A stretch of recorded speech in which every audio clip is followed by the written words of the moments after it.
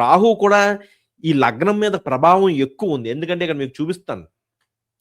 లగ్నము 2 డిగ్రీల దగ్గర ఉంటే రాహు కూడా 2 డిగ్రీల దగ్గర ఉంది. లగ్నము 2 డిగ్రీల దగ్గర ఉంటే రాహు కూడా 2 డిగ్రీలు. అంటే లగ్నంపై రాహు యొక్క ప్రభావం చాలా తీవ్రంగా ఉందన్నమాట. ఎప్పుడైతే లగ్నం మీద రాహు యొక్క ప్రభావం ఉంటుందో వాళ్ళు కొన్ని సమస్యలు ఉంటాయి. వ్యక్తిత్వ పరంగా కొన్ని ఛాలెంజెస్ ఉంటాయన్నమాట. కొన్ని సమస్యలు ఉంటాయి. ఓకే. అలాగే చంద్రుని కూడా రాహు చూస్తున్నాడు మళ్ళీ. లగ్నాన్నే కాదు, చంద్రుని కూడా రాహు చూస్తున్నాడు.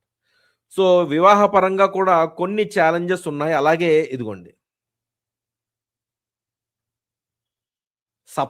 నవాంశలో కూడా సప్తమంలో శుక్రుడు రాహు కలిసి సప్తమ స్థానంలో ఉన్నారు. ఇది కూడా వివాహానికి అంత యోగకర అంటే వివాహం పరంగా కొన్ని ఛాలెంజెస్ చూపిస్తుంది. అలాగే సప్తమంలో ఉన్న శుక్రుడిని రాహుని మళ్ళీ కుజుడు చూస్తున్నాడు. అది కూడా కొంచెం ఇబ్బంది. కొన్ని ఛాలెంజెస్ ఉన్నాయండి వివాహ